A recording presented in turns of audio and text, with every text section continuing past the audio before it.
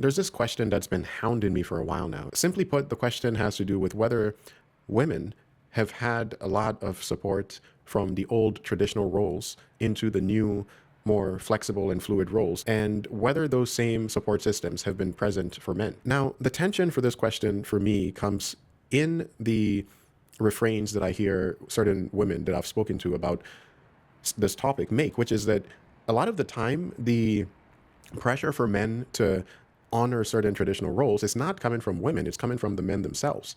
The claim is that men feel this sense of insecurity, and this their ego basically makes it difficult for them to be as fluid as society now tolerates. So to them, it's less about the lack of support or even the lack of societal tolerance, and it's far more about the man's own inability to step down from his pedestal, so to speak. Now, of course, one might argue that the sense of insecurity, the sense of a deflated ego that a man feels, is born of something that is real. It's not just coming from a subjective misplacement of values on the man's part. It's coming from a real recognition that society is, in fact, going to penalize you as a man for not honoring your traditional roles. And as such, that insecurity he feels is the cashing out of a choice between conforming to societal expectations or rejecting societal expectations but being punished for it. It is no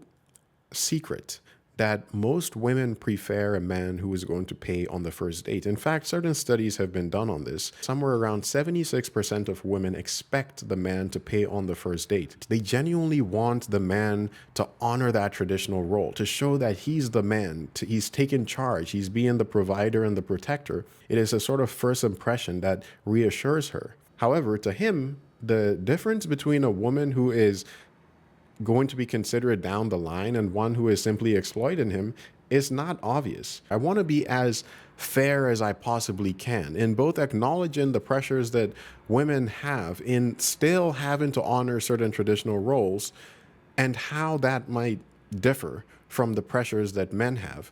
Because I think it's less about an either or, where men have more pressure to conform, women don't have any pressure to conform, or vice versa, and more about the type of pressure. The devil is in the details, and I want to get into those details. There are biological and innate differences between men and women that differentiate us from each other and that heavily influence the professions and the behaviors that we display and gravitate towards. However, there are, on the margins of any given individual's behavior, an element of social coercion and social pressures that are not stemming from a place of our biology, but more from a place of social conformity. And these pressures are what can certainly be relaxed. There's a lot of social norms and culturally defined roles that were once a necessity, but are now largely obsolete. They once served us in a world, hence, that required us to occupy these different roles. And now we live in a very different modern world that requires more nimbleness, more adaptability and flexibility in the way that we define these roles. Despite this modern need for nimbleness, the numbers still show a society that is still heavily policing males towards traditional gender roles. This has created an environment where males often feel like we're being held to the old traditional roles of chivalry and bravery and having to sacrifice both our health, our lives, and our finances without being able to expect the balance in benefits that used to be the traditional female role. Here are just 4 of the many data points that suggest that males are being left behind when it comes to the support that helps with a smoother transition from the old world to the new world. Ever since the 1980s, women have surpassed men when it comes to earning bachelor's degrees, and this has resulted in a continuous integration into the once male-dominated fields such as business and STEM fields. On the other hand, male enrollment in female-dominated professions like sociology, nursing, and education has been flatlined ever since the 70s. On the second point, let's move from the educational world to the professional world, where women now account for over 46% of managerial positions, which used to be male-dominated. This is also up from the 26% in these positions in the 1980s. Conversely, we do not see a similar transition for men. In fact, it hasn't just stalled, it has actually retreated. In the education professions, for example, men have gone from 40% in the 1980s to now under 26%. That is a huge drop. The third point is that when men do cross the gap from the male dominated fields into the female dominated ones, they rarely stay. In fact, studies show that 8 out of 10 men who would make such a transition would revert back from it. The reason cited from reverting away back into traditional male roles and gender neutral roles is often the social and economic penalties for deviating from the male provider norm. The fourth point is in the labor market at large, where women went from something like 46% in the 1970s to over 75% by the year 2000, and undoubtedly that number has continued to increase. This is a monumental social expansion. Men's rates in the labor market, on the other hand, has continued to decline since 1948 till now. We have not seen a similar pivot, however, from the labor market for men into domestic or caretaking roles to substitute for that lost identity. Hopefully by now we've answered at least half of this question. The question should no longer be about whether women have more flexibility and shift in between their traditional roles on the one hand and their modern roles on the other hand than men do. The question is more about what causes this? What makes it more easy for women to shift between these roles? Is it sexism? Is it patriarchy? Is it male ego? Is it male insecurity? I would suggest it's none of the above. But what could it be that's causing this? Society has built a massive, heavily subsidized bridge that has allowed women to cross over into the male dominated spheres of competition, career, and independence. However, the path for men into the feminine sphere of vulnerability, domesticity, and caregiving has largely remained unpaved and culturally penalized. Why? Because historically, masculine traits have often been seen as culturally monetizable and highly valued. A woman who is transitioning into these roles is often seen as stepping up the ladder. A man who is switching out of these roles is often seen as stepping down the ladder.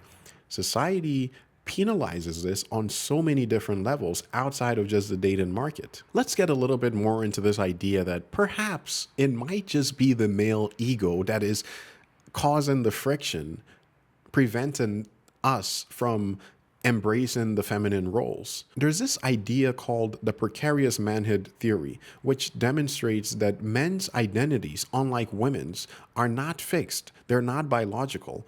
They are elusive and socially conferred upon them. Women have a biological status as a woman. In the words of Margaret Mead, the legendary anthropologist, a woman's role is biologically determined, a man's role is socially determined. It doesn't matter whether they make their way into the most competitive environment, society is always going to see them as fundamentally a woman. A man, on the other hand, must earn his identity. He must earn his status. His manhood is not his owned property. It is like a leased vehicle. If he shows any signs of vulnerabilities or fear or certain forms of intimacy, he is subject to having this property of his, this manhood, repossessed by society for displaying his weakness. This is not some phantom of the male ego.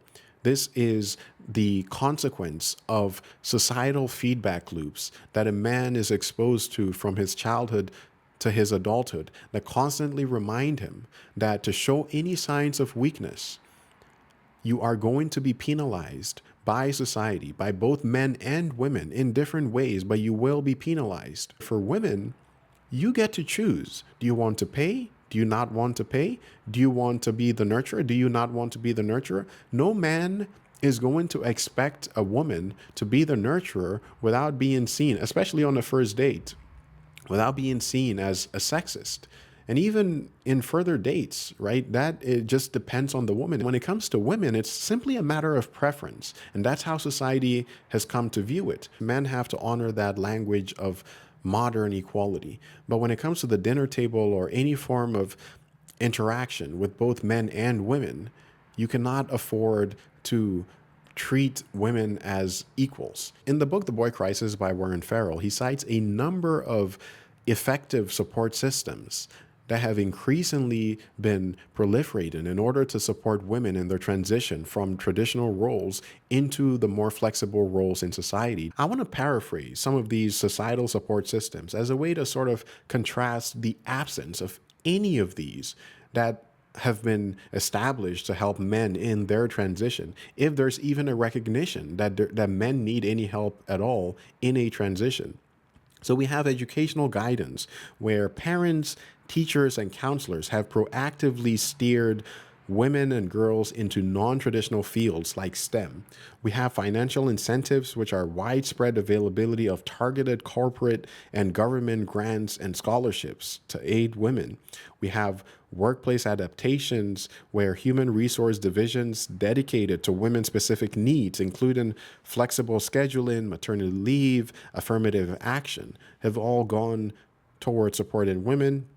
We have legal protections, the enactment of protective legislation such as Title IX, and robust anti-harassment laws in the workplaces. We have widespread teacher training specifically adapted to accommodate how girls learn. We have the establishment of specialized government bodies, including offices of women's health and the White House Council of Women and Girls. We have the extensive networks of professional groups and national conferences focused exclusively on women's perspectives and career advancement. Now, I think I have to emphasize that by no means am I suggesting that these support systems have no utility not only for women, but for society at large, because I strongly believe that a healthy female population is a healthy society.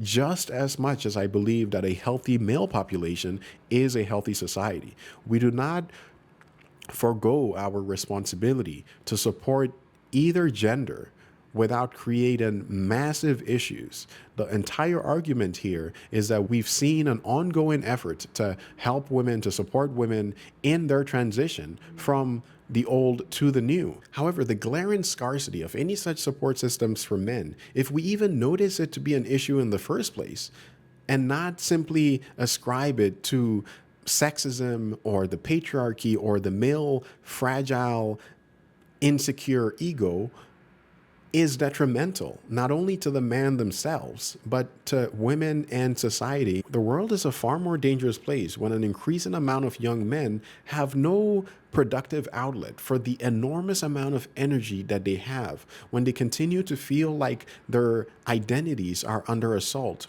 that they have no value to offer anybody. The goal here is not to compel boys into female dominated professions or to make them more effeminate. In many ways, that would be counterproductive. It would create more issues than it would solve by neglecting the fundamental differences between men and women, boys and girls.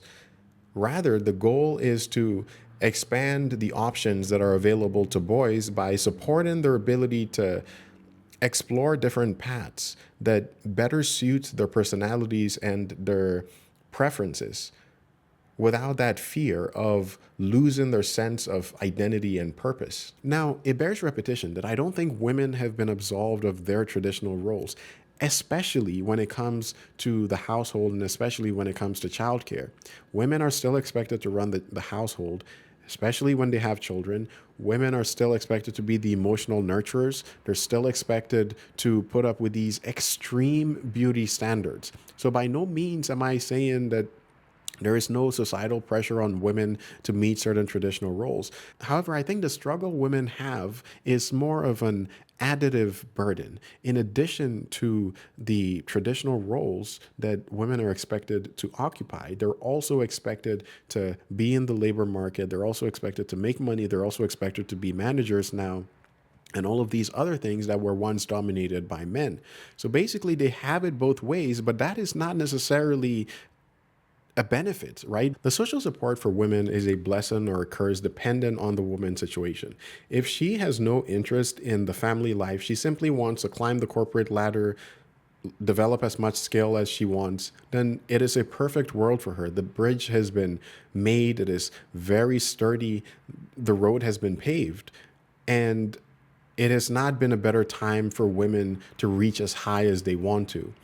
But for women who are mostly in a family circumstance, they are still having to occupy both sides of that bridge. They still have to honor their traditional roles to some extent while still honoring their corporate roles to some extent, which can be exhaustive, as many women complain about. But there's a complete lack of such social structures for men in the first place. There's nothing to catch a man who is hopeful about stepping away from his traditional role into something that is more vulnerable or nurturing, because his entire value has been societally tied exclusively to his old role. Men are relegated to their side of the bridge. They do not get to step over without severe penalties for doing so. And these are two different problems that exist and are both valid in their own ways.